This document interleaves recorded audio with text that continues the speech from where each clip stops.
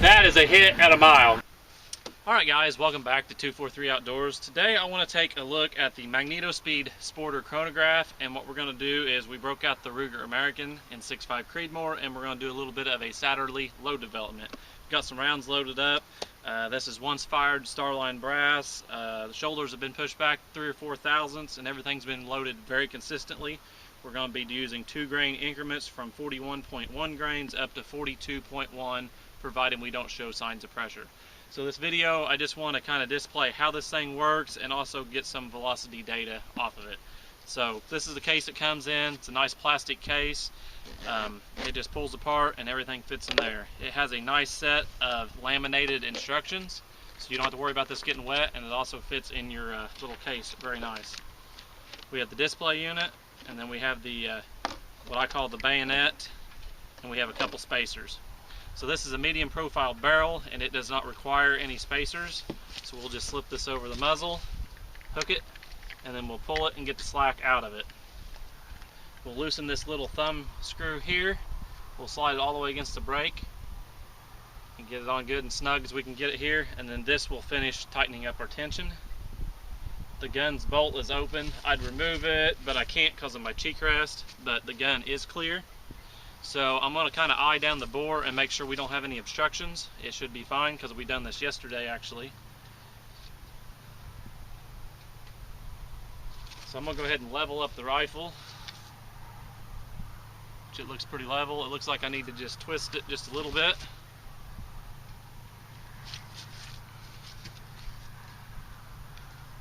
That'll probably be good enough. So I'm going to check our alignment here real quick. And I see no issues. I think it calls for between a 1/4 inch and 3/16 distance. The cord here plugs into this unit, and that's what gives it power. As soon as we plug it in, we get the display. So I'm going to run the second camera on the display so you can see what I see, and we're going to send some rounds.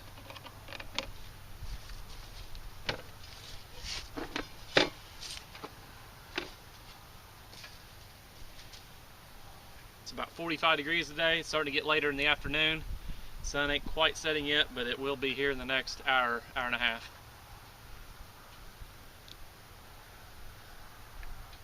This display has one button. It pretty much just cycles through a rotation of everything, and when you want to do a function, you push and hold the button.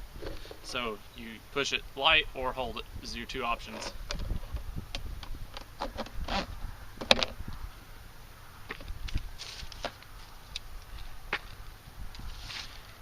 Notebook ready. I'm going to go ahead and record these down so I don't lose them.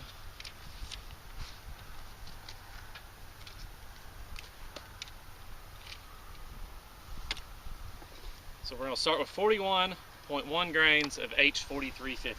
We'll just be shooting steel target, 100 yards, or I can reach out to 200. It doesn't really matter. Lighting conditions don't matter, so that's what's nice about this. Let me get my camera going here.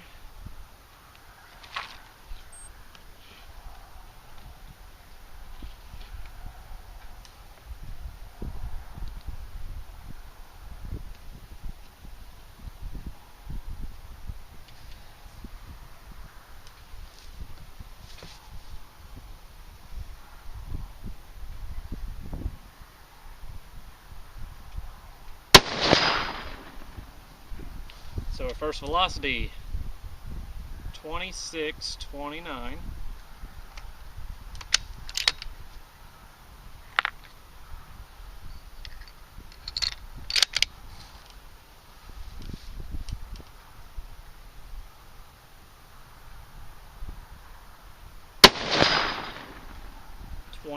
.26. So right there is a flat spot.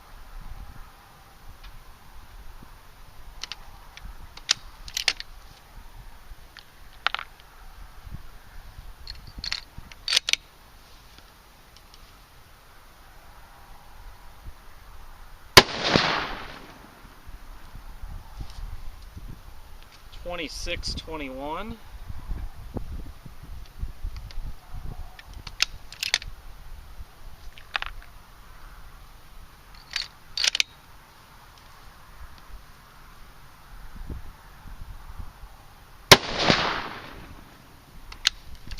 2632.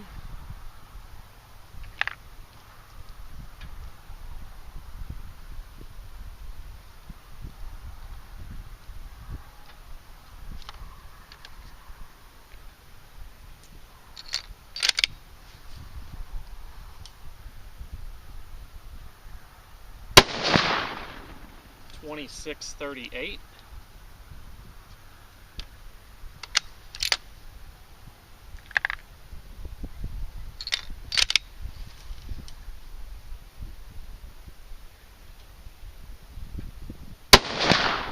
2657.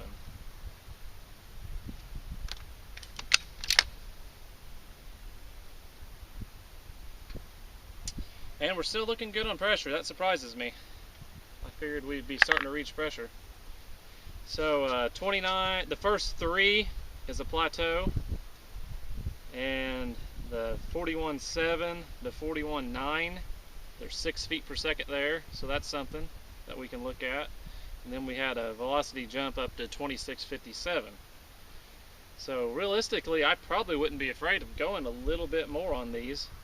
I know the weather's a little bit cooler. Typically, I think on a warm summer day, these would reach 2,700 feet per second, no problem. And the cooler weather out today, you know, it's going to drop that down just a little bit. So we'll go through this display here real quick. Push the button once, and it's got your stored data. So we click it again, we'll have our average of 2633. Our high round was 2657. Our low round was 2621. Our standard deviation was 12, which that's remarkable for a 1 full grain difference in powder charge. Then we have shot data. It goes through each round. There was extreme spread there, I must have skipped through it. But that's each shot that we shot. So we got this wrote down for future reference. While we're out here, I think we may shoot the Weatherby 460 just a little bit. I'm curious to see if this chronograph works on it. Probably going to shoot it off the bench, which a lot of you guys said you didn't know if you'd recommend me do, but we'll try it. I got a bag here, and I got 4 rounds I'd like to shoot through it today. So let's get it set up. Okay, so I have the 460 all rigged up here. We're going to shoot off this bag and off this rear bag. We got the chronograph. Hopefully it's got a good warranty. I don't know. Hopefully it'll handle the recoil here. We're getting ready to get a bunch of rain tomorrow, which will be New Year's Eve, and that's when you'll be seeing this, so Happy New Year. This will be a good way to ring in the new year. I have 2 factory rounds. These are the Weatherby loaded factory ammo, and I've got 2 loads of H4350. So I'm going to turn the second camera on here so you guys can see the chronograph screen.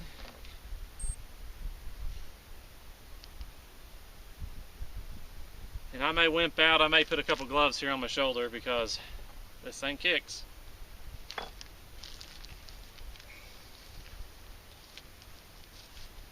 It is a thumper.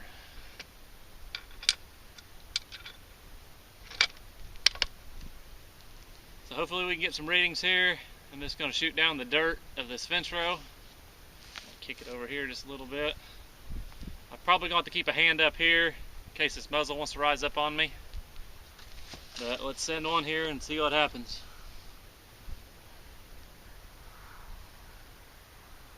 And this bottom plate's probably going to fall out too.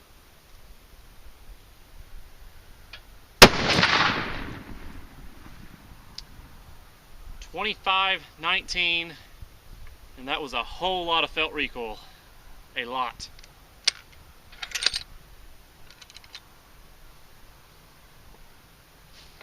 I think our spring actually popped out of this, which ain't a big deal. Yeah, it's right here. We'll just keep it over here to the side. We don't need it.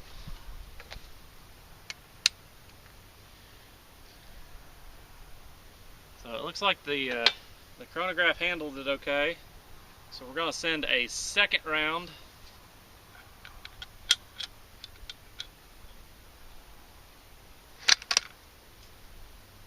Yeah, it was probably a good deal I had some gloves there, because wow. But these are pretty hot load from the factory. The chronograph may have moved just a little bit on there. I'm gonna straighten it up. Snug this thumb screw down just a little bit more. Yeah, it actually slid a little bit because of the recoil. Just learned something. Don't cover a porthole with this strap because it actually blew a little pinhole on both sides of it. So we got it back just a little bit more. It's good and snug now. I didn't know if this would be a good idea or not, but okay. We have our factory round here.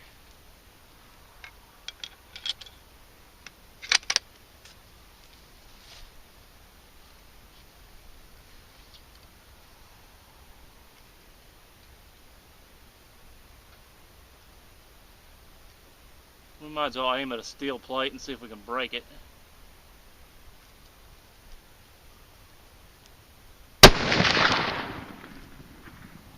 .2506. Was that our same reading before?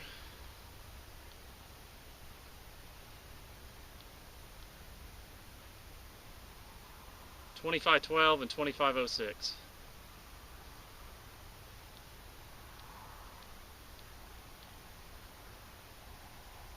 .2506 and .2519. I'm sorry.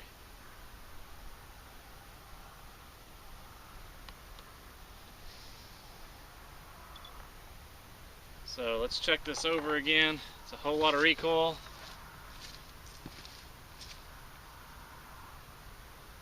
Give that just a little snug.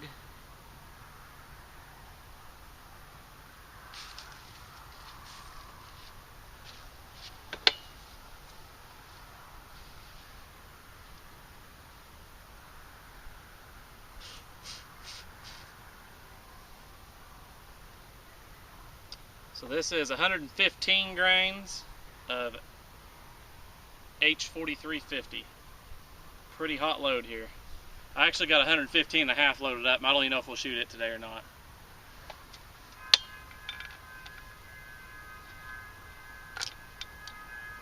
I think that would be my parents driving by honking.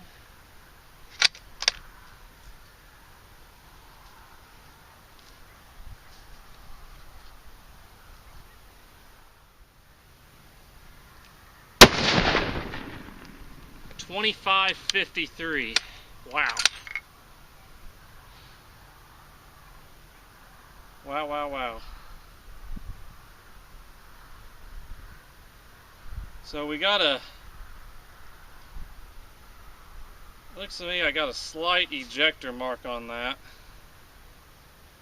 So I don't believe I'm going to shoot this next one. I believe that's a little too warm.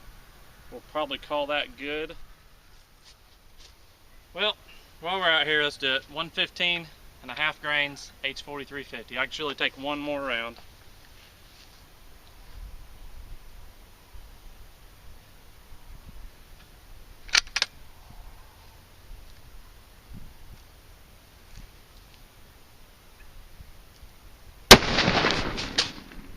.2560.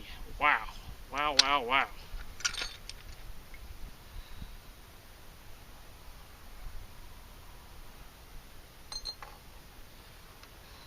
I actually knocked the bag off the table. So that's all the ammo I brought for this. We got some velocities on it. That's all I wanted to do today.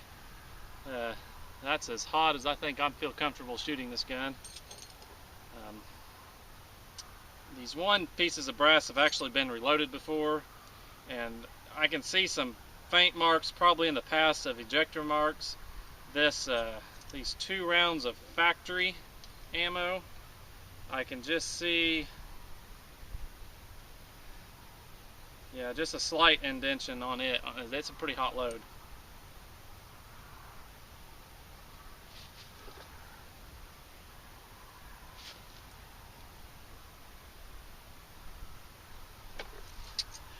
Alright guys, that's going to wrap up today's video. Thanks for coming out here with me. This will be the last video for the year 2018. I want to thank everybody for watching. I want to thank all the subscribers, all the supporters. Don't forget to go and check out the Reloaders Network. Lots of stuff happening on there.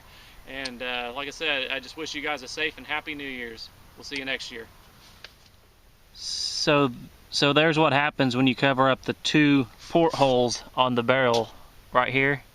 Those little portholes, they will blow a hole through that. So I actually thought there was just 2. I didn't even realize I was covering it up, but yeah, that's something to consider.